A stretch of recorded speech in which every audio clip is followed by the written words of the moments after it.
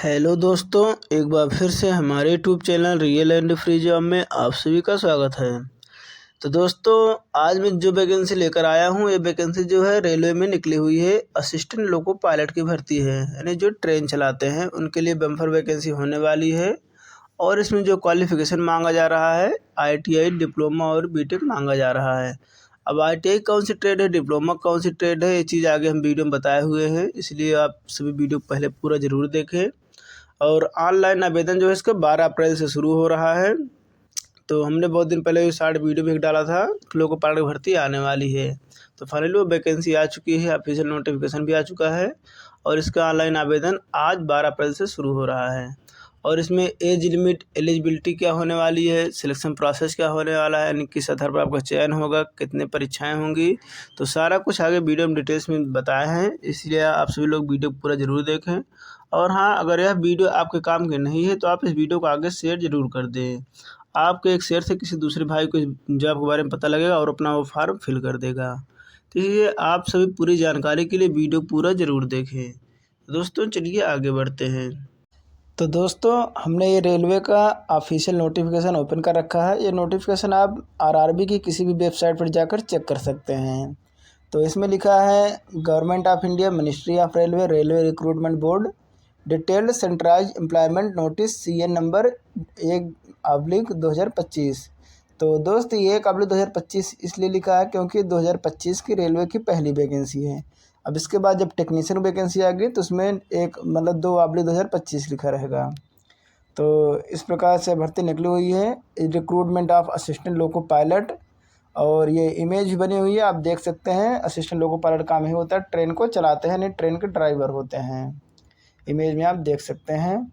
और बाकी इसके अगर हम फॉर्म भरने की जो डेट की बात करें तो 12 अप्रैल से आप फॉर्म भर सकते हैं, आज से। और जो क्लोजिंग डेट है फॉर्म भरने की 11 मई होने वाली है। और अगर फार्म में कुछ गलतियां हो जाती है तो आप 14 मई से लेकर 23 मई के बीच में आप उसको संशोधन भी कर सकते हैं, कुछ चार्ज वगैरह देकर। तो आपको लेकिन 11 मई का वेट नहीं करना है, आपको उसके पहले ही फॉर्म फिल कर देना है। नहीं दोस्त, जो लास्ट के एक सप्ताह होते हैं उसमें वेबसाइट बिजी हो जाती है, फिर आपका फॉर्म फिल भी नहीं हो पाएगा। इसलिए आपको 11 मई का वेट नहीं करना है, तो आपको जितना जल्दी हो सके उसके पहले ही फॉर्म फिल कर देना है। और इसमें जो है, और इसके अलावा अगर हम बात करें तो असिस्टेंट लोको पायलट जो वैकेंसी है, लेवल 2 की वैकेंसी है। इसका बेसिक 19,900 होता है, यानी अगर इसमें HRA DA सारा कुछ मिला जुला लोगे, रिस्क अलाउंस वगैरह, तो लगभग 45 से 50 हज़ार सैलरी बन जाती है। और अभी इतनी सैलरी बन जाती है, बाकी 2026 से 8वां वेतन आयोग लागू हो जाएगा तो सैलरी अच्छी खासी बन जाएगी। और मेडिकल जो स्टैंडर्ड है A1 होता है। एज लिमिट जो है 18 से 30 साल है। ये एज लिमिट 18 से 30 साल है, ये जनरल के लिए है और EWS के लिए है। बाकी OBC को इसमें 3 साल की और छूट मिलती है, यानी OBC वाले 18 से 33 साल तक अप्लाई कर सकते हैं। और SC ST वालों को 5 साल की छूट मिलती है, यानी SC ST वाले हैं अगर आप तो 18 से 35 साल तक। यानी जनरल और EWS 18 से 30 साल और OBC 18 से 33 साल और SC ST 18 से 35 साल तक अप्लाई कर सकते हैं। और टोटल अगर हम वैकेंसी की बात करें तो 9,970 वैकेंसी निकली हुई है। और दोस्त, देखा जाए वैकेंसी तो ज़्यादा नहीं है, पिछली बार वैकेंसी बहुत ज़्यादा आई थी, इस बार तो वैकेंसी कम ही है। लेकिन ठीक है, जो भी है आप अपना अप्लाई ज़रूर कीजिएगा, आप लोगों को अपने एक सीट से मतलब है। और बाकी मेन चीज़ें हम दोस्त दिखा दे रहे हैं। और आपके पास एक अपना वैलिड ईमेल आईडी और मोबाइल नंबर ज़रूर होने चाहिए।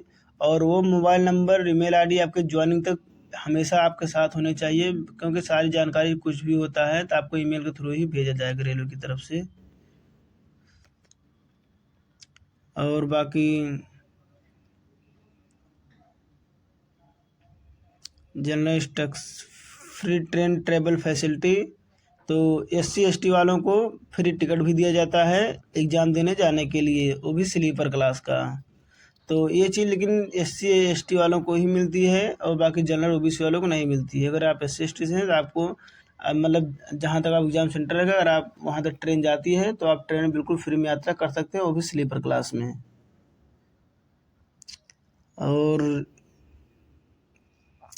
इसके बाद और अगर ये नेशनलिटी की बात करें ना, तो अगर आप भारत के नागरिक हैं या नेपाल के हैं या भूटान के हैं तो आप इस फार्म को बिल्कुल अप्लाई कर सकते हैं। तब दोस्त सोचो, थोड़ी सी वैकेंसी निकली है, उसी में भारत वाले तो भर ही सकते हैं, प्लस नेपाल और भूटान वालों को भी इसमें छूट दी गई है। और एज लिमिट तो बता ही दिया कि आपको 18 से 30 साल जनरल की है, ओबीसी का 18 से 33 साल है, और एस सी 18 से 35 साल है। और जो है आपकी एज लिमिट 1 जुलाई 2025 से काउंट होगी। और ये डेट भी लिखी गई है, तो आप ये डेट देख सकते हैं कि यह 18 से 30 साल है, तो इसमें लिखा भी है जो जनरल वाले हैं तो उनका है 2 जुलाई 1995। तो 2 जुलाई 1995 मतलब कि आप इसी कट ऑफ डेट से देख सकते हैं, यानी आप इसके पहले का और ना हो। ओबीसी वाले हैं तो 2 जुलाई 1992 है, और SC ST का 2 जुलाई 1990 है। तो मतलब डेट ऑफ बर्थ आप इसके पहले की नहीं होनी चाहिए। और इधर अपर एज की बात करें तो 1 जुलाई 2007 यानी मिनिमम 18 साल। तो 1 जुलाई 2007 के बाद के अगर आपकी डेट ऑफ बर्थ है तो आप ये फॉर्म नहीं भर पाएंगे, और इधर इतने पहले की है। तो आप ये देख सकते हैं अपना, मतलब यहाँ से कट ऑफ डेट भी निर्धारित की गई है। और क्वालिफिकेशन में अगर हम बात करें तो इन्होंने कहा है कि अगर जो भी योग्यता मांगी जा रही है वो योग्यता आपके फॉर्म भरने के लास्ट डेट तक यानी 11 मई तक आपके हाथ में वो डिग्री होनी चाहिए, तभी आप ये फॉर्म भर सकते हैं।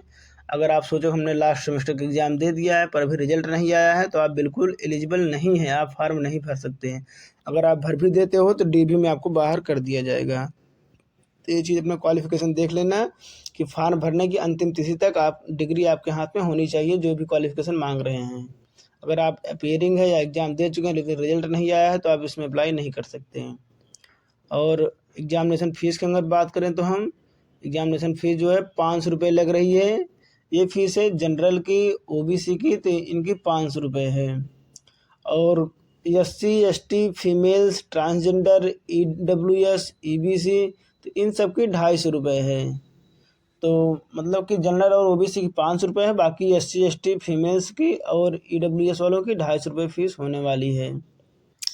और इस फीस में भी अगर आपने 500 जमा किया है, अगर आप पहला एग्ज़ाम देते हो CBT 1 तो आपके 400 रुपये वापस हो जाते हैं, और 250 वालों का 250 पूरा वापस हो जाता है। अब मोड ऑफ पेमेंट जो है ऑनलाइन पेमेंट मतलब करना है, कोई ऑफलाइन पेमेंट नहीं है। जब आप फॉर्म भरोगे ऑनलाइन तो लास्ट में पेमेंट का ऑप्शन में आप ऑनलाइन पैसा आपको कटाना है, कोई ऑफलाइन नहीं है पेमेंट भरने का। और बाकी दोस्त हम आपको मेन चीज़ें दिखा दे रहे हैं, तो बाकी और आप डाउनलोड करके खुद भी देख सकते हैं, हम आपको मेन चीज़ बता दे रहे हैं। और ये रहा दोस्त रिक्रूटमेंट प्रोसेस।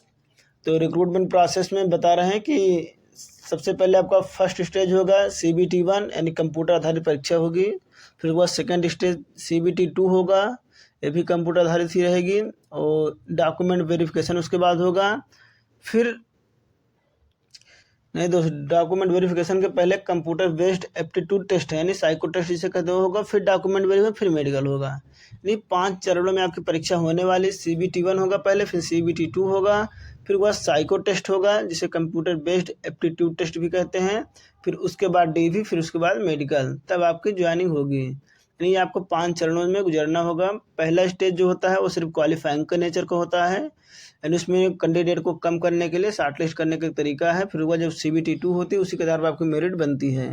फिर वह साइको होता है, फिर जो उसमें पास हो जाते हैं उनको DV के लिए बुलाया जाता है, जितनी वैकेंसी उतने ही लोगों को DV के लिए बुलाया जाता है। और फिर वह मेडिकल होता है। तो ये 5 प्रोसेस से आपको गुजरना होगा अगर इसमें आपको नौकरी करनी है तो।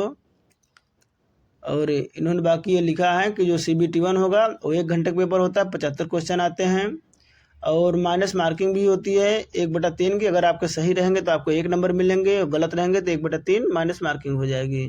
तो यानी माना जाए कि जो आपने अगर 3 क्वेश्चन गलत कर दिए तो आपके 1 सही क्वेश्चन भी नंबर माइनस हो जाएंगे। यानी 3 क्वेश्चन पर 1 क्वेश्चन आपके सही वाले भी चले जाएंगे। अगर आप 3 गलत कर देते हो तो 1 नंबर कट जाएगा, और सही है तो 1 नंबर मिलेंगे।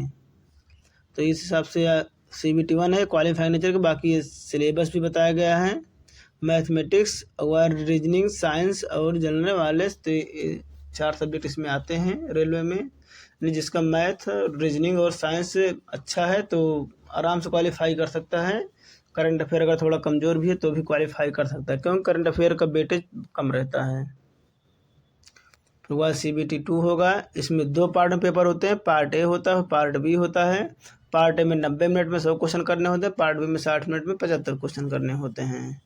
तो और सिलेबस तो वही मैथ रीजनिंग इसमें भी है, बस इसमें खाली बेसिक साइंस एंड इंजीनियरिंग यही एक टॉपिक एक्स्ट्रा जुड़ जाता है। और पार्ट बी में जो होता है आपको जो भी ट्रेड रहेगा उस हिसाब उस ट्रेड वाला एग्जाम होता है। और ट्रेड सब्जेक्ट पार्ट भी मतलब बताया भी गया है कि अगर आपने इतने इलेक्ट्रिकल इंजीनियरिंग और इससे अदर कुछ किया है तो आपका trade electrician, instrument mechanic, wireman, तो मतलब वही ब्रांच रिलेटेड ट्रेड ही है। और इसके बाद और इन्होंने बताया कि हाउ टू अप्लाई, यानी इसको अप्लाई कैसे कर सकते हैं। तो ऑनलाइन अप्लाई करना है आपको, कोई ऑफलाइन तरीका नहीं है। चूज ओनली वन RRB और submit only one online application. तो यानी आपको एक ही RRB सेलेक्ट करना है और एक ही फार्म भरना है। अगर आप दिमाग लगाते हो नहीं सर हम 2 जगह से भर दे रहे हैं फार्म, तो अगर आप 2 जगह से भरते हो तो आपका दोनों फार्म रिजेक्ट कर दिया जाएगा। आपको एक ही RRB से भरना है और एक ही फार्म भरना है, 2 फार्म नहीं भरने, ना 2 RRB से भरने हैं। नहीं तो जैसे ही आप आधार नंबर तो पता ही लग जाएगा कि इसमें लेकिन 2 फार्म भरा है इस आधार नंबर से या 2 अलग अलग RRB में भरा है, तो फिर आपके सारे फार्म रिजेक्ट कर दिए जाएंगे। तो इसलिए आपको एक ही RRB में एक ही फार्म भरना है। ये चीज़ अपना ध्यान दे लेना। और इन्होंने बताया कि जो आपकी फ़ोटो वगैरह होगी तो फ़ोटो अपना देख लेना।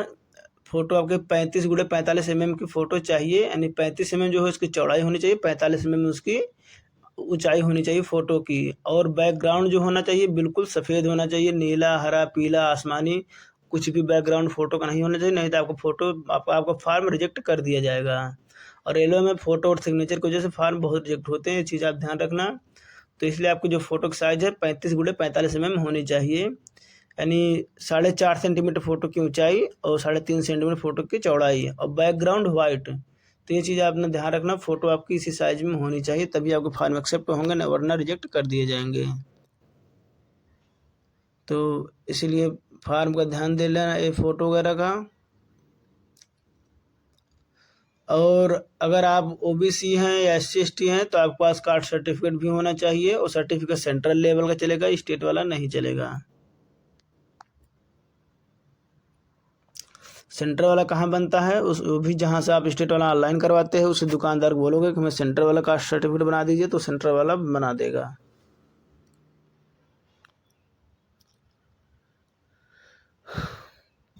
और अगर हमें क्वालिफिकेशन की बात करें तो असिस्टेंट लोको पायलट लेवल 2 की पोस्ट होती है, 19,900 से बेसिक पे होता है। और A1 मेडिकल स्टैंडर्ड होना चाहिए, यानी आपका मेडिकल अच्छा होना चाहिए, तभी आप जॉब कर सकते हैं। और अगर हमें क्वालिफिकेशन की इसमें बात करें तो आप मैट्रिकुलेशन किए हों या फिर मतलब मैट्रिकुलेशन तो किए ही हों या उसके समकक्ष कोई भी योग्यता 10वीं के समकक्ष वो चाहिए, प्लस उसके साथ साथ ITI चाहिए। ITI चाहे NCBT से हो या SCBT से, दोनों मान्य है। और जो आपका ट्रेड होना चाहिए fitter, electrician, instrument mechanic, millwright, maintenance mechanic, mechanic radio and TV, electronics and mechanic, और बाद mechanic motor vehicle, wireman, tractor mechanic, armature and coil bender, व mechanic diesel, heat engine, turner, machinist, refrigeration and air conditioning mechanic. तो इतने में से अगर आपका कोई सा भी ट्रेड है तो ये जॉब आप बिल्कुल अप्लाई कर सकते हैं, फॉर्म बिल्कुल भर सकते हैं। और अगर ये नहीं है तो आपके पास 10वीं होना चाहिए और साथ में आपने कहीं से अपना अप्रेंटिसशिप किया हो रेलवे में, तो भी आप अप्लाई कर सकते हैं। अगर आपके पास ITI नहीं है तो आपके पास अप्रेंटिसशिप होना चाहिए। और अप्रेंटिसशिप भी दोस्त तो ITI वालों की ही निकलती है, तो आप मान सकते हैं कि आपके पास ITI होना ही चाहिए, क्योंकि बिना ITI का अप्रेंटिसशिप भी तो नहीं होती रेलवे में। और इसके बाद अगर आपके पास ITI नहीं है तो आपके पास 10वीं की मार्कशीट होनी चाहिए, प्लस 3 ईयर का डिप्लोमा यानी पॉलिटेक्निक होना चाहिए, किसमें, मैकेनिकल में, इलेक्ट्रिकल में, इलेक्ट्रॉनिक्स में, ऑटोमोबाइल इंजीनियरिंग में। तो यानी आप मैकेनिकल, इलेक्ट्रिकल या ऑटोमोबाइल इंजीनियरिंग में आपने अगर डिप्लोमा किया है तो आप ये फार्म बिल्कुल भर सकते हैं। और बाकी कोई लड़का सिविल वगैरह में किया है तो वो ये फार्म नहीं भर सकता। सिर्फ इलेक्ट्रिकल और मैकेनिकल और इससे रिलेटेड जो भी ट्रेड हैं वही इसमें भर सकते हैं, सिविल वगैरह इसमें नहीं भर सकते हैं। और इसके अलावा जो है जो degree in the engineering discipline, तो यानी अगर आपने डिग्री यानी बीटेक या बीई किया है तो भी आप फार्म भर सकते हैं, लेकिन आपका बीई या बीटेक जो है वो भी मैकेनिकल, इलेक्ट्रिकल या उससे रिलेटेड ट्रेड का होना चाहिए, तभी आप ये फार्म भर सकते हैं, अन्यथा नहीं भर सकते हैं।